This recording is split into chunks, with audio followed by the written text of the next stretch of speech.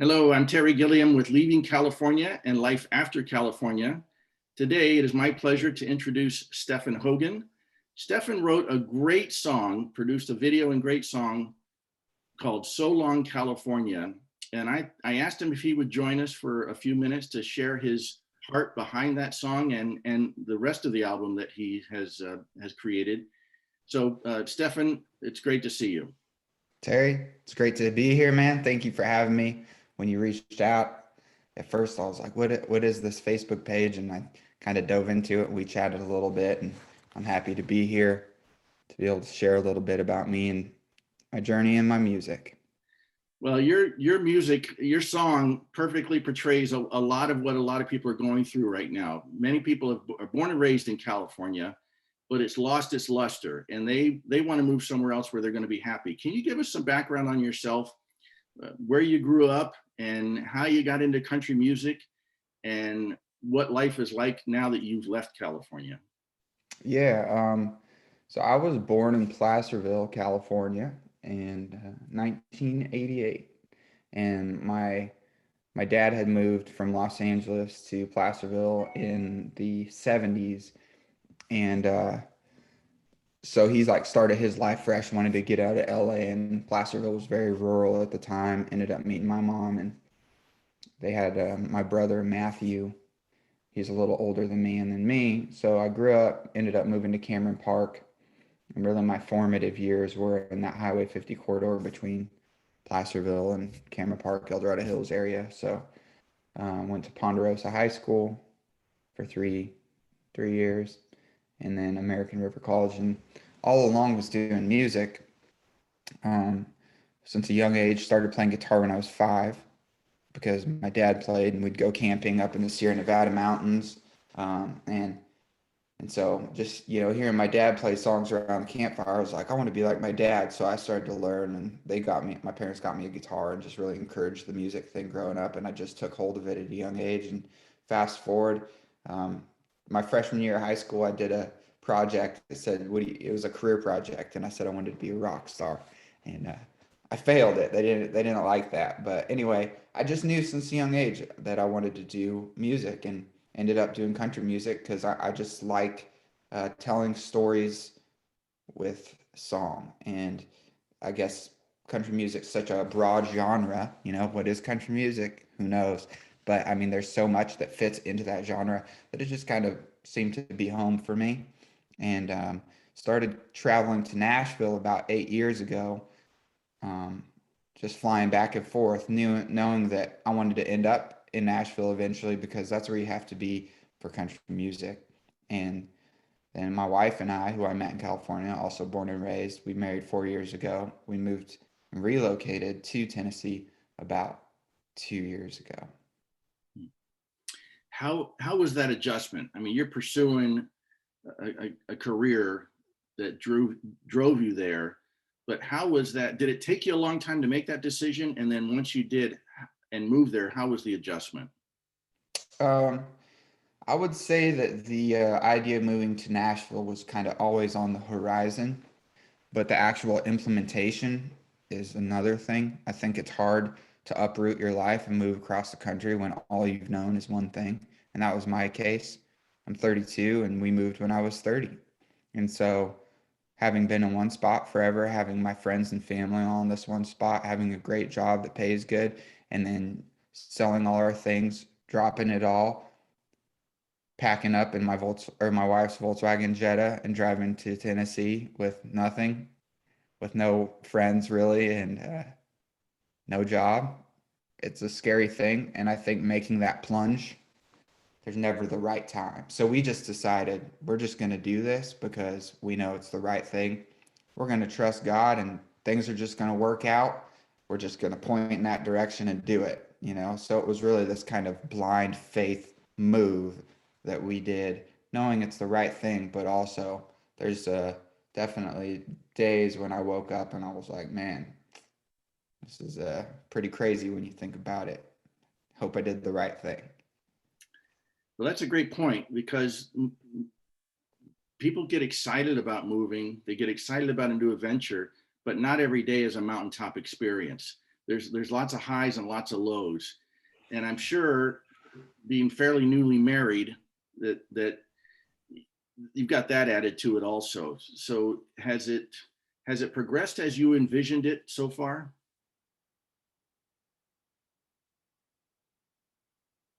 Okay, cool.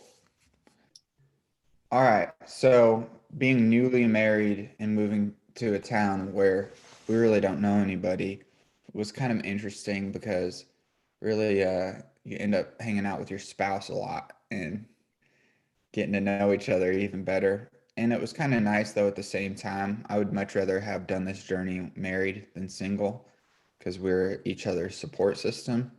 So though living in a one bedroom downtown that was only 500 square feet, we could get on each other's nerves. It was also cool to be able to go on such a life-changing journey with someone. That's great. Well, can you tell us about the song? How long did you think about the song, So Long California, and then all the way to when you actually were able to release it as a video? How long was that process? Hmm, that's a good question. So the title of the song "So Long California" actually stems from a good friend of mine who played drums with me in California in my band. He was the drummer and just a good friend. And he had come up with years ago this little line, "So Long California," that he had done on a voice memo on his phone.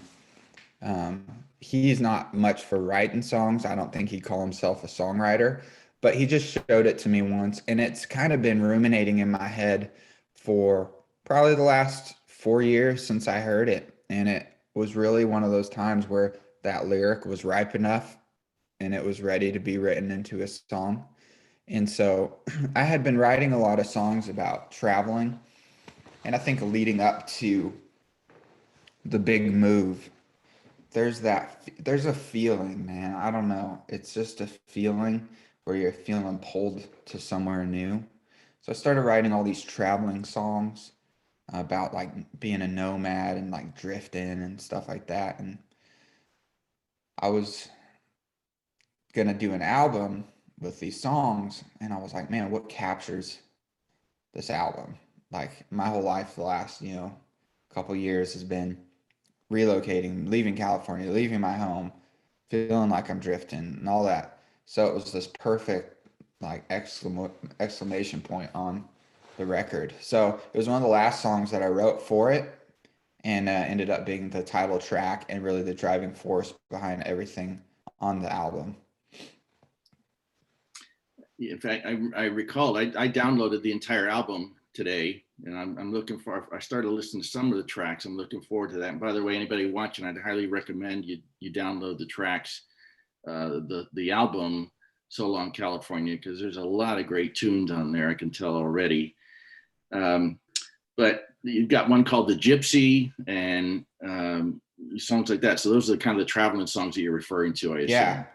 And I would like to think of this album as kind of a road trip album. So for those of you that are leaving California, pop this, put it on your iTunes or pop it in your car. And I think it's one of those albums that you could listen to on the road. That's great.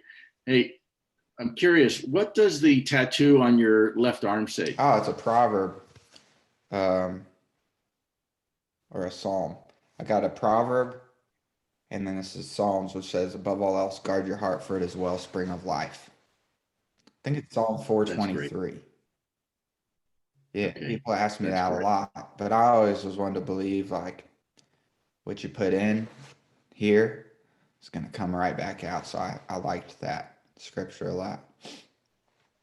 That's awesome. Well, now that you've moved to Tennessee and you're pursuing your dream, your vision and your dream, what is a typical day like for you? Or what is a day in the life of Stephan Hogan like? Well, that's a good question. Are we talking pre-COVID or or post-COVID?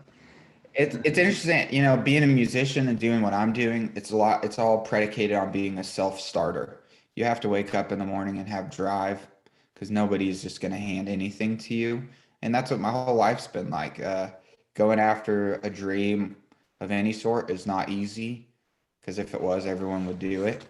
And here I am 2 years later in Tennessee, working my butt off, uh, still trying to achieve some goals that I set out here, and things just take time.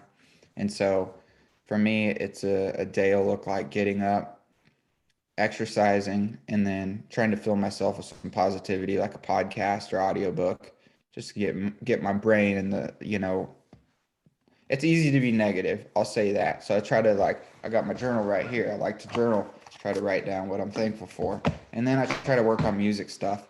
And the interesting thing about songwriting is that you're not inspired all the time. So you got to treat it like a job, and you got to try to come up with stuff even when you don't feel like it. And that's the thing about like professional musicians and songwriters. You just have to do it. So I'll try to be intentional about working on something music wise. And then I also teach guitar lessons on Zoom. It's kind of what I do to pay the bills. And I started doing guitar lessons when I was 15 because I could play guitar pretty well. So I started charging $10 a lesson, and people would come over to my house in Cameron Park. And it just kind of was one of those things that developed over the years. And I've really been able to mentor and help a lot of people learn and develop as musicians, songwriters, and guitar players, which is really gratifying for me to be able to share music with other people. So I'll spend the late afternoons and evenings teaching on Skype, Zoom, or FaceTime, which is great with technology because I have a lot of students on the West Coast still and that are in California and all over the country, but a lot on the West Coast. And so I'm teaching in their time zone, which is 2 hours behind us here in the Nashville area, which is Central Standard Time. So we're 2 hours ahead of you guys. And as you're building your career, who were your early inspirations to you? Who did you look to and say, "Gosh, I want to be like that person," or whether in music or out of music? Mm, yeah, man, I've kind of had this vision of the kind of person I want to be for a long time. So my inspiration was kind of my future self. And maybe it's like a accumulation of people that I've seen or been influenced by. Because as a musician, you're just taking in so much from other people, and you're studying and you're listening. And, I grew up listening to the Eagles, and they are just my favorite band of all time. And I grew up listening to John Denver. I really like the music that came out of LA in the 70s. And one of those people um, was Vince Gill. He was part of that. And then I got to do a guitar competition called On Stage with Vince Gill a few years ago, and I met him. And since then, he's kind of been someone that I've looked up to in terms of just how he modeled his career. And it's not even so much about the success, but it's about his reputation in Nashville, being an amazing person of amazing character. And I had breakfast with him a little while ago, and he told me that he was playing guitar for Emmylou Harris, and he got a call, and I guess it was it was for a big national thing. He would have made a ton of money, but he was playing guitar for Emmylou Harris for free. This is before like she was real big, and he's like, "Hey, sorry, I can't." And it turns out it would have been this huge paycheck that he turned down, but he was telling me the importance of your word being your word. So I think for me, I've had a good deal of influence on the musical side, but the thing that's stood out to me the most is being in an industry and entertainment. You can be mean to people or nice to people, but the people that really stand out and that I want to kind of model myself and my life after is someone like Vince that's got the reputation of just being a great human. And he's playing for the Eagles now. Yeah, crazy, huh? That's crazy. Well, people have to understand. I think most people do that moving from a place like California, where you're comfortable with family, things like that, and moving to another place, there's going to be setbacks, and there's going to be days where you say, and I think you even mentioned it already, have I done the right thing? How do you get past those experiences, and how do you and what kind of have there been any setbacks where you said, gosh, maybe we should just head back? Have there been those kind of experiences for you? Yeah, definitely. I think I'm going through one right now, um, because we saved up some money to move out here, and we had to, not having jobs out here, me working online, and then my wife at the beginning was starting a photography business, so that wasn't taking in much money. Every month we had to use savings. And we got to the point here now recently where I'm like, man, this is getting way too low. And I'm like on online trying to find a like another part-time job to supplement the income stuff, because like following the music dream takes a lot of time before that thing pays off. And it's never been something that I've really made money off of, but it's also one of those things that, I mean, outside of like playing some live shows, you make money there, but you can't do that right now because of COVID. And so, yeah, it's a setback financially for us at least. I mean, if you're relocating and you have a job, it's great, but you know, we planned for this, but it's also a struggle when you're like, man, this would have been, my old life. You start to think about your old life. You're like, shoot, that was really comfortable. I didn't have to worry about this, and this. Wow, I'm like thinking about these things again. You almost have to take a step back in life. And one of my favorite quotes is, you got to let go of the good to go for the great. And I feel like that's what we did. And so it is hard at times, but at the same time, I know in the long run that it's going to pay off. That's great. And I think that that'll be very inspirational for a lot of people in the group. Well, Stephan, this has been great. I really appreciate your time. I love your song, So Long, California. I know I'm going to love the album. Again, can you tell people where they can download it and so Yeah. they can enjoy it too? Yeah. You can download the album on any like online distributor of music. So if you listen to it on iTunes or Apple Music or Spotify or Amazon, anywhere online. And then I just got CDs made, and I'm actually going to be coming out to California to potentially do a little CD release show in El Dorado County if things work out. So, but anywhere online. And if you want a physical CD, because I know some people are old school and still want to pop that CD in their car, my mom's one of them. You can hit me up on Instagram or Facebook. It's just Stephan Hogan, Stephan, Hogan, Hogan, and let me know where you're listening from. Awesome. Well, Stephan, it's been a pleasure. I look forward to hearing about your success. I know you're going to have success. You've got the right attitude, and you've got the right mindset, and you've got a great talent that you've developed over the years of hard work. And so I know you're going to do great. And I look forward to the comments as we post this, and we'll also post a link to the video so that people can enjoy that too. And I think a lot of Yeah. people are going to be inspired by that. All right, a little technical difficulty there. But anyway, Stephan, this has been great. I really appreciate your time. I know that you're going to be an inspiration to a lot of people in the groups.